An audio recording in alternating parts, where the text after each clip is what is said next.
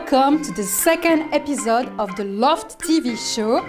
We have prepared for you a very special episode, a summer edition, with a Let's Walk in a complete new setting in Luxembourg and a very special guest, a Fintech forecast with Frédéric about our latest news for our members and partners, Inside with Anthony on the Talent Day, an extended version of the Coffee at the LHoFT with Alex and special guests, and a little surprise with our latest content. And now, welcome to the second episode of the LHoFT TV show. Thank you to all our partners for their continuous support. After a multi-decade career in financial, consumer, automotive and telecom, Michael Jackson, and yes, I said Michael Jackson, is now serving as an executive board director in the most influential company across Europe. Our CEO, Nazir Zubairi, took a walk with this lifelong technologist in the beautiful Kirchberg between buildings in nature for a very interesting conversation.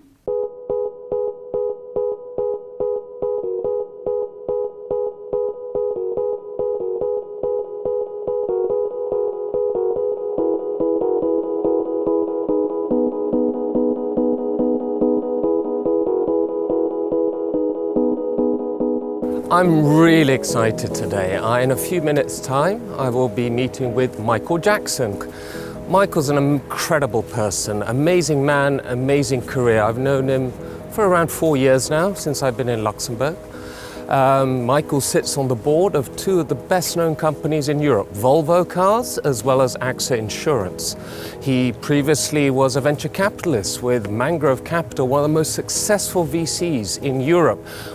He's also been on the board of several banks. We're currently working with Luminor, one of the most important banks in the Baltics, and sits on the other side of the fence as well in Fintech, working with blockchain.com, for example.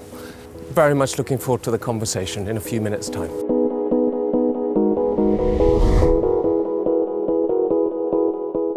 So Michael, your current project that you're working on is Luminor Bank out in the Baltics. Can you tell us a little bit more about that and how it's going? Yeah, absolutely, love to. Luminor, for those who don't know what it is a roll-up of the 6 branches of DNB and Nordea, who you probably have heard of, in the Baltics, in Estonia, Latvia and Lithuania. And the idea is to build one strong, local, customer-focused bank. A super bank. A super bank, yeah. From these six entities that have been left alone by their parent for rather too long. What has surprised you in the project? I mean, dealing with the old world of banking, I mean, every day I get surprised by some of the amazing or the ridiculousness of some of the processes and technology that these institutions have. I mean, you as a technologist, I mean, tell me some of the shocks that you've experienced. Well, that's right. As you say, I'm more used to dealing with new technology than old technology, although fortunately I had to have a bit of a background in some of the older technology as well, which helps me. But I'm surprised and amazed and sometimes thankful that some of the old stuff actually still continues to work. We always talk about the newest, fanciest things, but stuff which has been running for 20 years does still actually have a function. Occasionally it can be used as the basis for the future, so you don't have to throw everything away on day one. Much of the transformation, you mentioned the technology, but a lot of the transformation is the people. You've got, with 6 organisations, 6 management teams that need to be brought together, rationalised, understand their place in the new world, 6 different customer service centres, 6 different branding people and all of that. And that's fascinating to see that go together as well. Very important.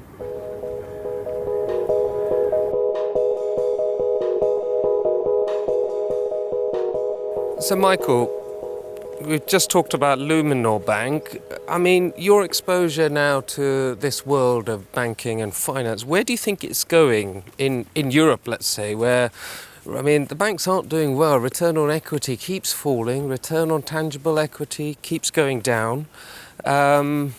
Fines all over the place. Do you think they have scope, and do you think they can change and evolve? Well, the first thing is they have to.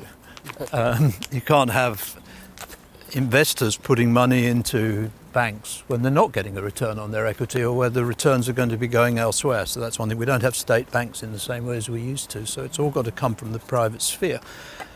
So what does that mean? I think it means you need to have either better product, which means you can charge the customer more for services the customer value, and then of course a much lower operations cost.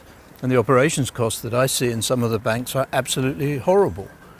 They're not making the use of technology. They're not modernizing as fast as we see in the fintechs, for example. And in that way, nothing's going to change. I think there's one thing that traditional institutions have that the neobanks don't have, and their true attribute is the one of trust. Yeah. The customer, the end user, the consumer, the business, they trust the old names. And that's the one thing that if the banks start to lose that trust, then it's going to be a big job for them to get it back again. I mean, I can see in Luminor that we're building an entire stack up from the bottom, and we'll continue to do that. And there's no reason why somebody else couldn't actually do that. But getting customers to convert for a boring product isn't very interesting. So we need to be working that way. Interesting products, sure. So moving from old banking to some of new banking. Let's talk blockchain and crypto, the hottest topic, I think, at the moment in financial markets. You're on the board of blockchain.com, who also have an office here in Luxembourg. I think you've been involved in it in blockchain technology since around 2013, right? Yeah. Where do you see it all going? Well, it's a massive subject, as you said, and over the last 8 years, 9 years I've been involved with it, it's certainly progressed far. And it's progressed from 20 people in a room, which was basically the entire community back then, to, last week there was a conference with 12,000 people, and that's even in COVID times, so hugely popular. A multifaceted industry. My own belief is that tokenized assets are something that are extremely powerful. It's something we have a framework for in Luxembourg. And if you think of the traditional financial system, it's really also based around tokenized assets. A deed of a house is a tokenized representation of that house. If you own the deed, you own the house. And why can't that be extended into other categories? I think the amount of product development we're going to see on this over the coming year is going to be incredible. Now, I mean, coming downstream and so looking at some of the latest buzzwords in this sector, obviously NFTs, non-fungible tokens, and more focus, be it that it's always been there and is fundamental to blockchain, decentralized finance, DeFi. Tell us a bit more about that. I know it's something you're involved in. Yes, I'm working on a new DeFi project. What's DeFi? Well, decentralized finance means that all we do is develop software, and the software runs the product. So in this example, you can have called a lending protocol and a liquidity pool. People put money into this liquidity pool, which is lent out to other people. The other people put collateral. When the collateral value is monitored by the software, if the collateral value changes, then there's a margin call or a default event. It's all managed by software. There's absolutely nobody involved with this at all. It's an entire lending industry with nobody. I mean, I think this stuff is fascinating, but from my own experience over the years, with the power that the traditional institutions have and obviously the regulators, central bank, do you really think DeFi can to scale and maybe at some point replace the traditional model of finance? Or do you think the traditional world will just knock it on its head? Yeah, it's an interesting question because obviously the old world's got a lot of stakes in the fire there, but the customers of the new world don't really care about the old world, so they're not even phoning the old banks up to ask for these products. So that's going to go ahead. The next question you get is, what about compliance? What about regulatory frameworks? What about supervision in all of that? Well, it's odd. The new DeFi protocols are private, but they're not anonymous. So you can go back through the system, you can find out people are setting up accounts. They're using LuxTrust to establish their account, for example. You go back through the LuxTrust system to find out what's going on and who's doing it. So the data exists to an individual. And then the question is, who monitors that? Because there is nobody there to do that.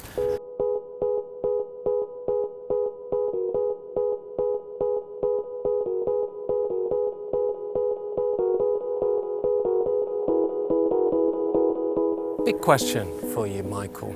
Innovation in Europe. I mean, I think I get the sense we're not really up to par with the Americans, and now even increasingly so with Asia and in particular China. You've been an investor in tech for many years, including at one of the leading venture capital firms in Europe, and a lot of your investments were overseas and not into Europe.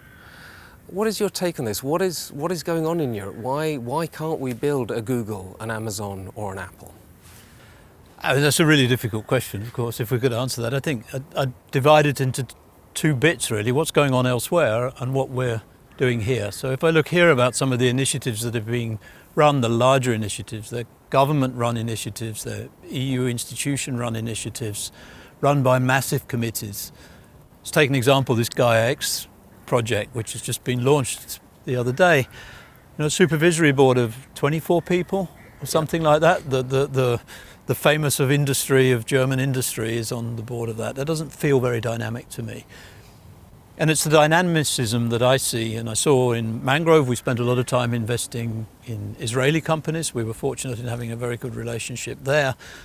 The speed, the dynamicism, the action, the drive there is just in general higher than it is in Europe. And I think it's because their desire to succeed, or their need to succeed, their existential threats they have, mean they've got to get on with things. So I think the difference in dialogue is thinking forward and thinking backwards. And a lot of our European policy is built around protecting the past, not developing the future. Yes. And we see this in a lot of the regulations that are coming along.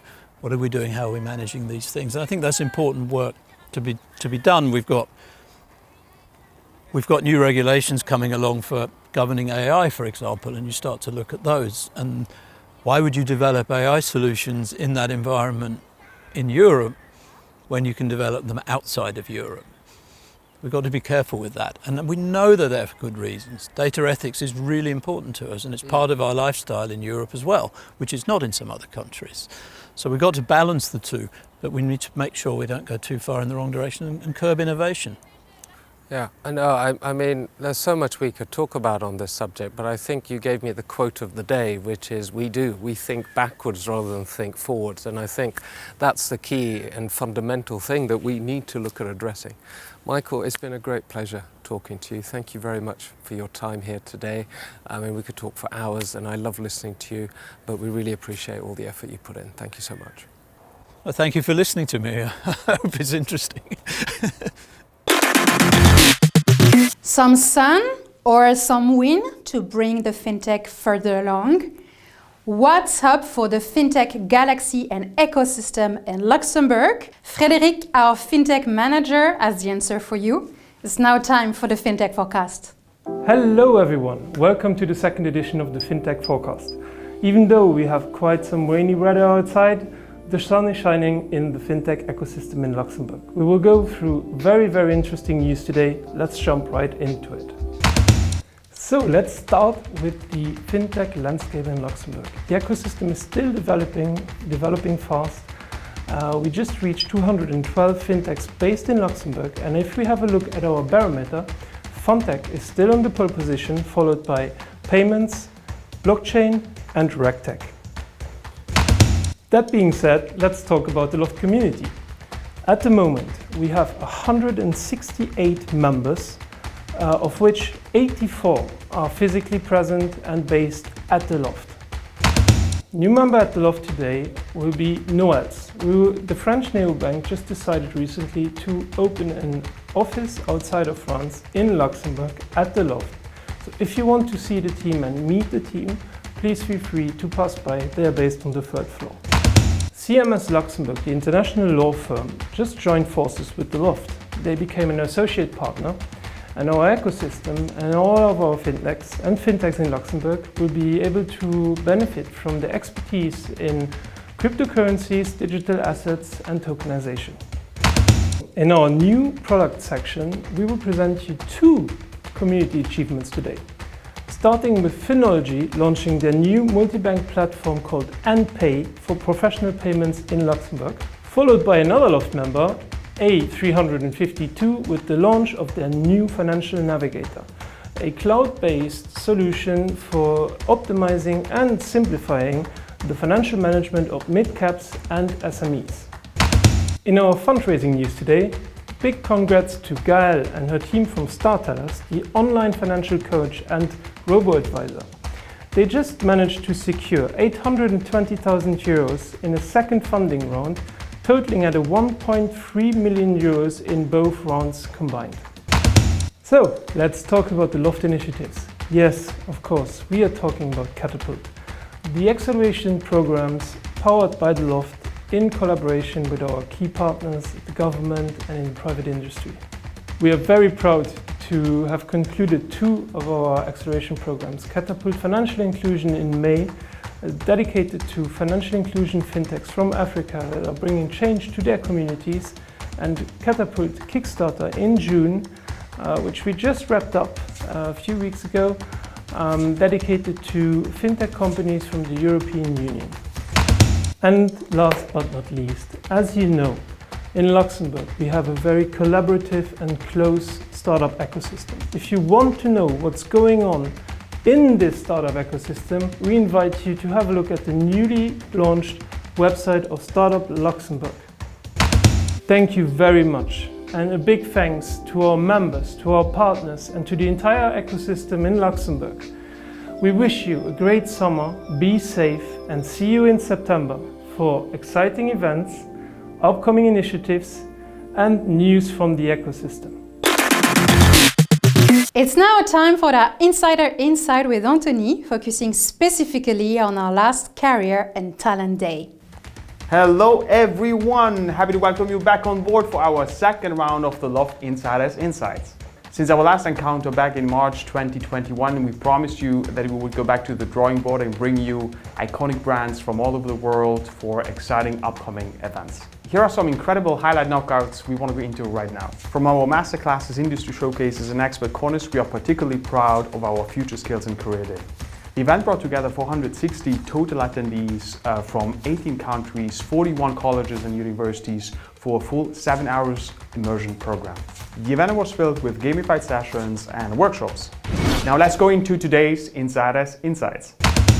And listen to the first panel of the day, featuring entrepreneurship and education in financial services with incredible speakers and educators. And they weren't holding back their words on reinventing the current higher education system. And the session was moderated by none other than Mr. Pranjul Shah, head of the UniLU incubator at the University of Luxembourg. So today we are here to discuss Future Skills and Career Day. So first of all, thanks for this introduction to Anthony and LHoFT and this invitation to the incubator at the university to join this program and as a partner. So at the incubator, the University of Luxembourg, we are very committed towards developing transferable skills among our students.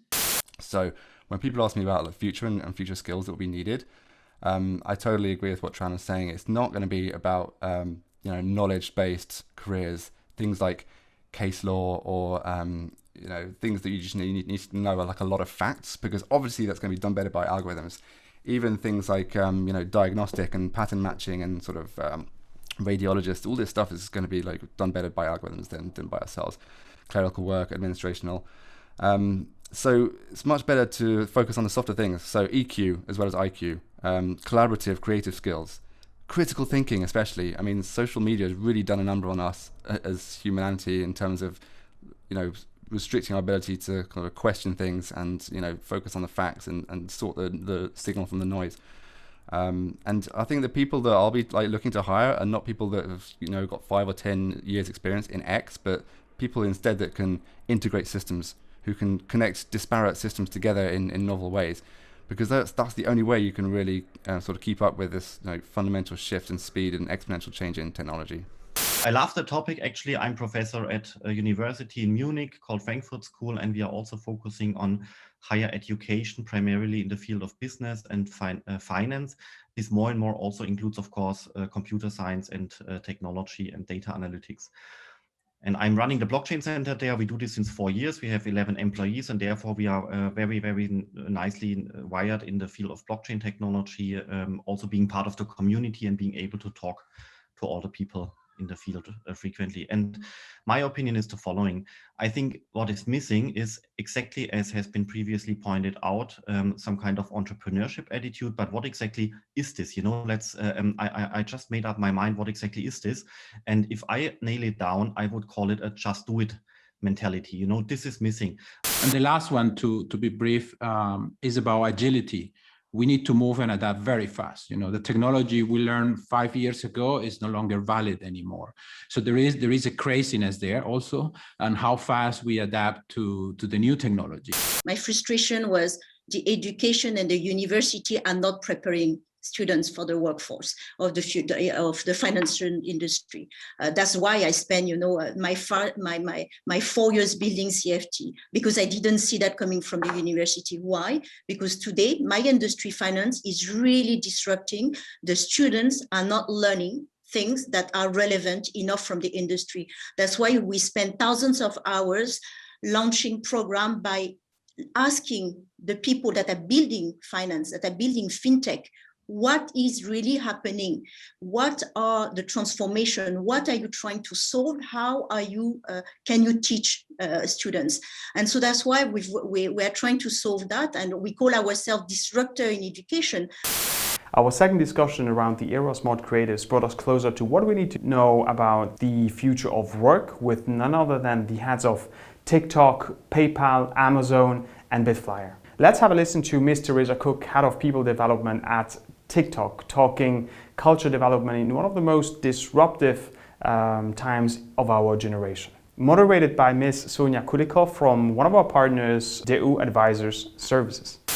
And how do you think the workplace will evolve fast forward 2025?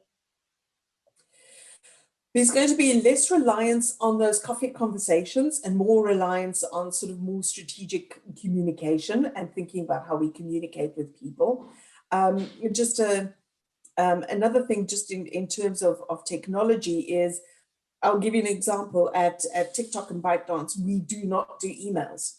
I've got an email account. I think I've got 3 emails in there. Everything is done through chat.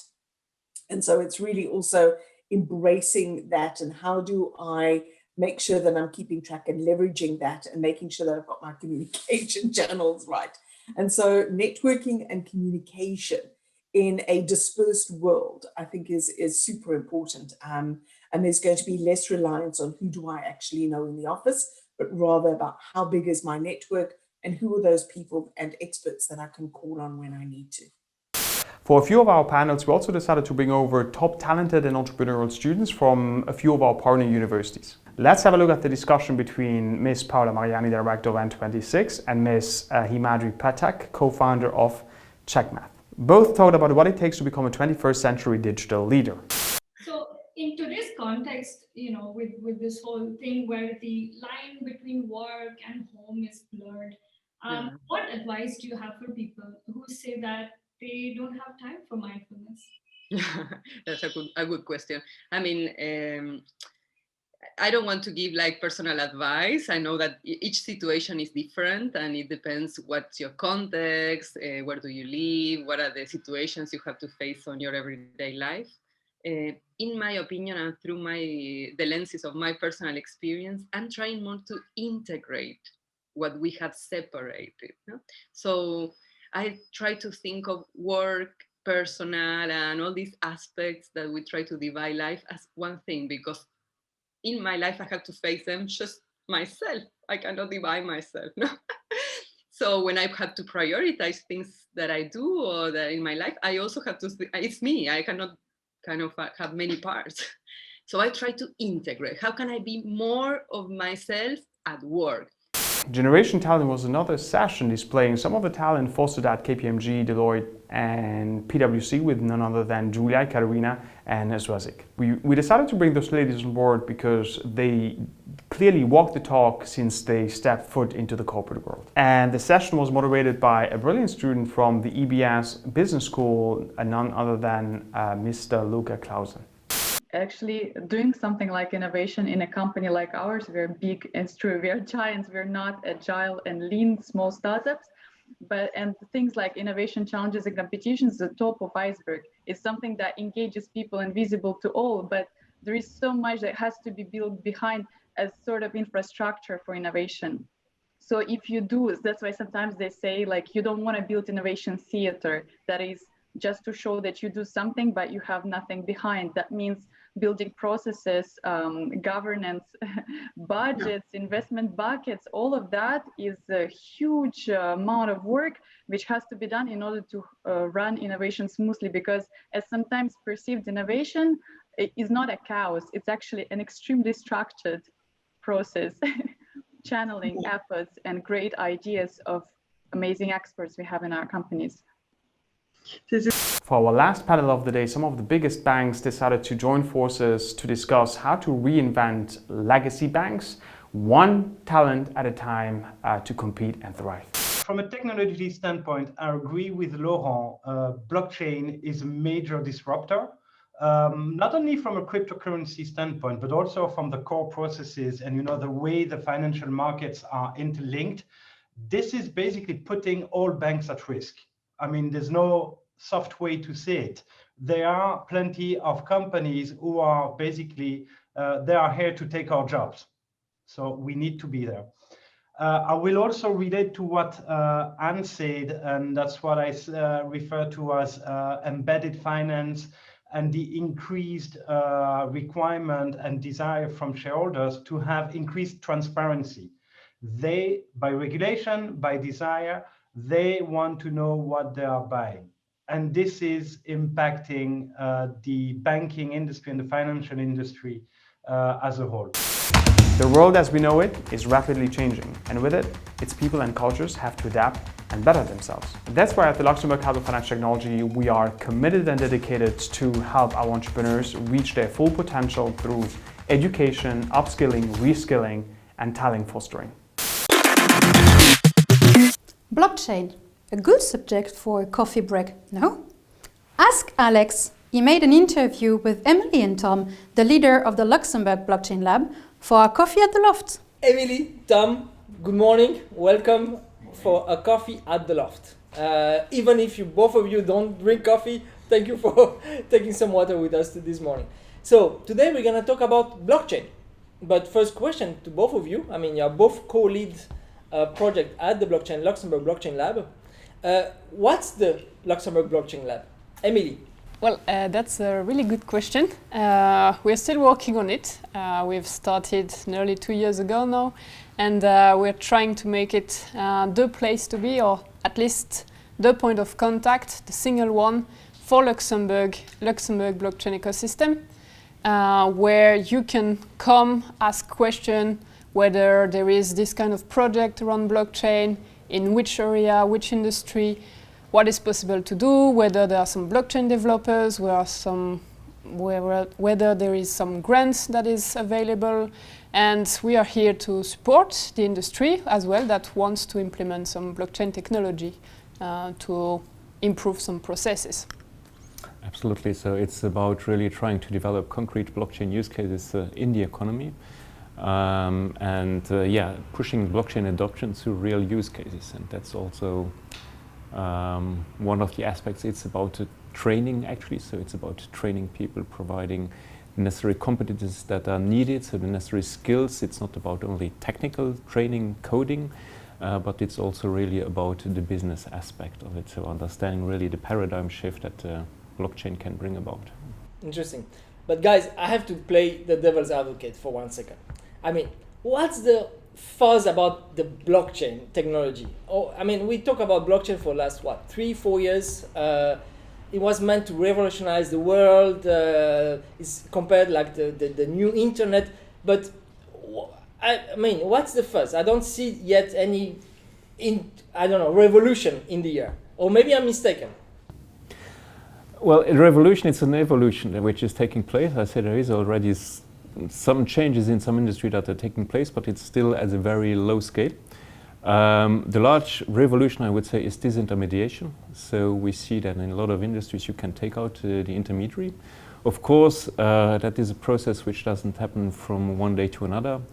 Blockchain is very complex to set up because it needs a lot of players to be involved. It needs collaboration between players. It needs collaboration between also competing players. And that is something which doesn't happen from one day to another. And that's indeed slow. But what are the industries you see most, use cases or most promising use cases, you as a blockchain lab?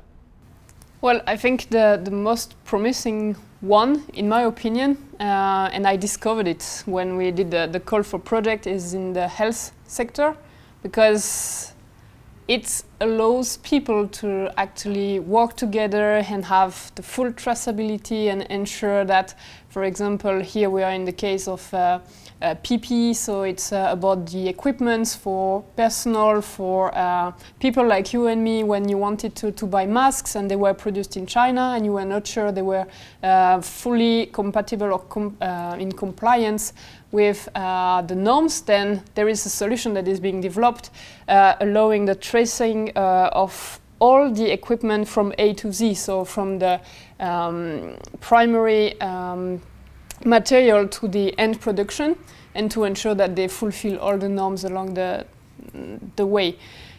So that's quite promising, and there are so many applications in the health sector, such as the health records, such as, for example, the vaccinations. But what about the finance industry, Emily? The fund industry, the blockchain ecosystem really, grow quite fast in the last years in Luxembourg, thanks to the finance industry. But there are still some challenges and risk, if I may say like that. Yeah, I think it comes back to the question around the fuzz, because we're hearing a lot about cryptos, and we tend to limit blockchain to these cryptos. And that's much more than this. And this is a real issue because all the medias are focusing on the cryptos, the scams associated to it.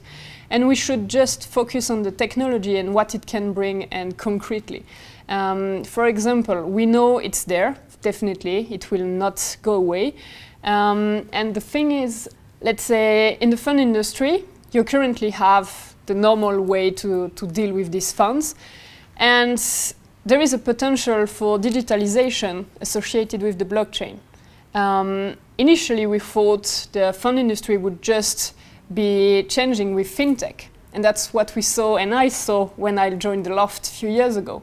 But what I see now is that we are trying to go even further than this, because we are observing the fact that the assets, as we knew them, are now becoming digital. And to do that and to handle them, we need some reshifting in the financial industry and the fund asset management industry as we know it. And that's a real challenge for Luxembourg, because what we experience right now is that people are afraid due to the, let's say, bad publicity around crypto. And still, they need to really try to navigate and define what will be the next steps, because you have to adapt the industry to these new digital assets. You saw it also, I guess, Tom, regarding the financial industry being revolutionized by the blockchain. Absolutely. I think we see a lot of evolution. There was indeed a hype which started in 2017, mainly for the large audience, let's say. Before it was more like an insider thing. When 2017 the Bitcoin has its first peak, the larger audience got acquainted with it. Then of course it went down again because it was limited to cryptos, but we see other movements with Facebook announcing its Libra, recalled Diem. This evolved differently than many thought, but we saw that it triggered something. It triggered something which is that, for instance, central banks now look very seriously into it.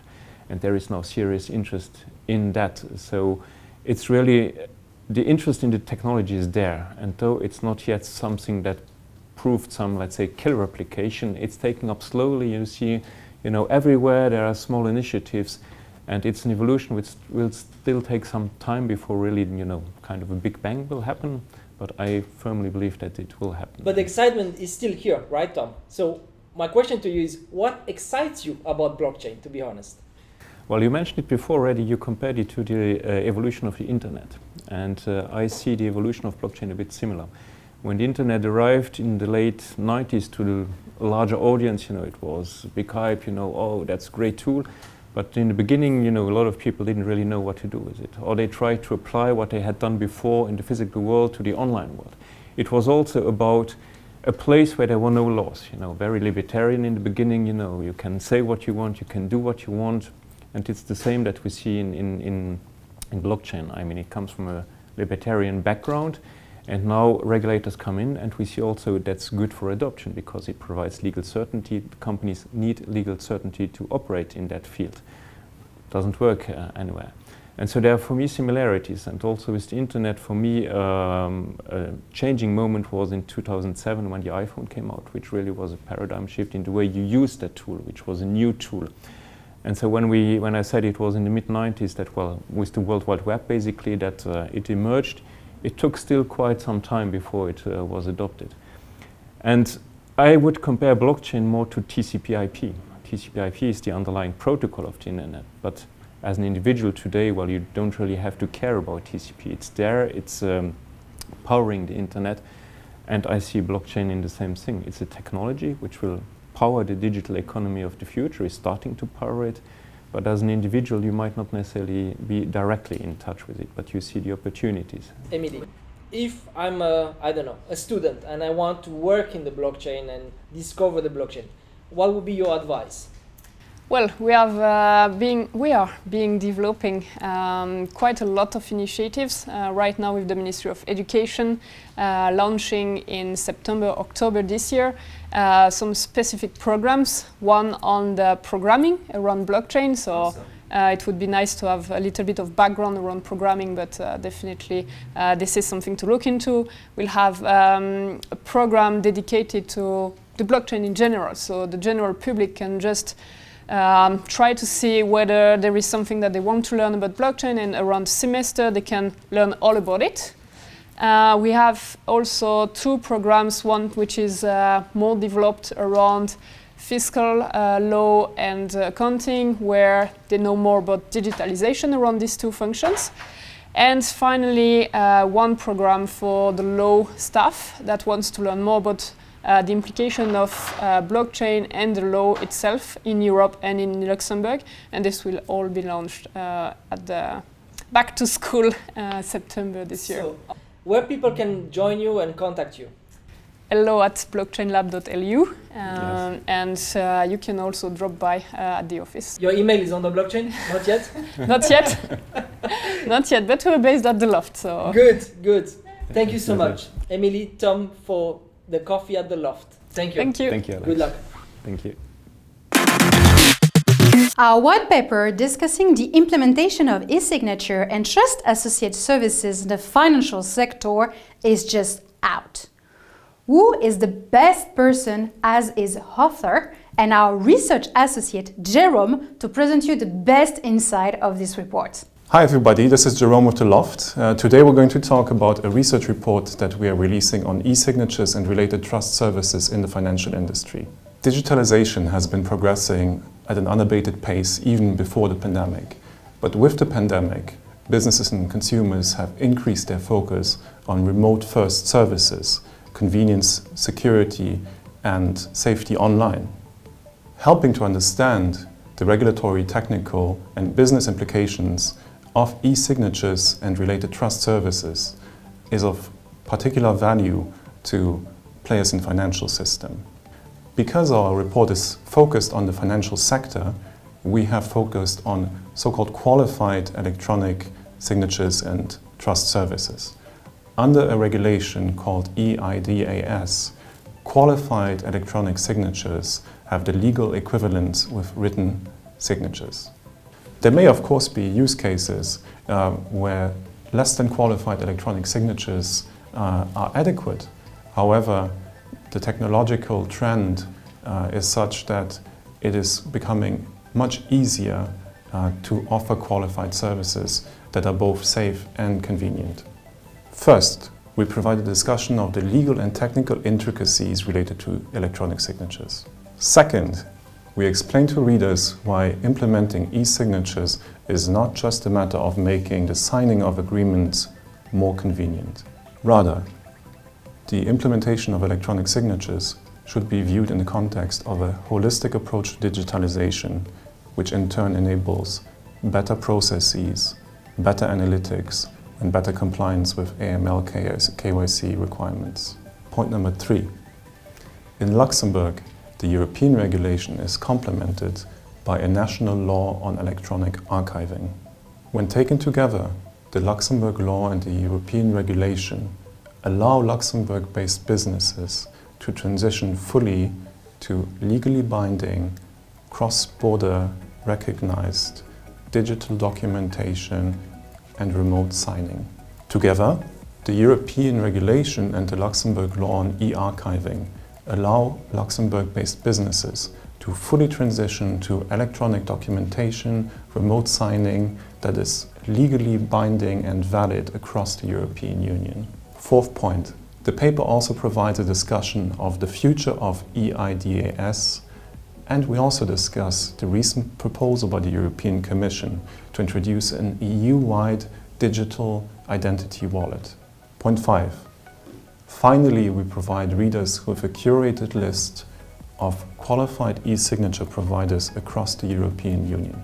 This list is meant to enable readers to further explore which service providers would best suit their business needs.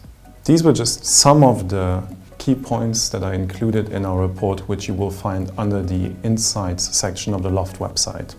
We hope that this report will be of interest to you, that it will drive added value to your business, and we would love to hear back from you with your feedback, your comments, and your perspective on the topic.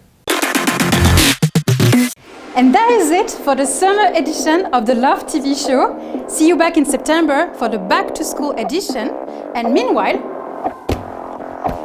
stay safe and have a great summer.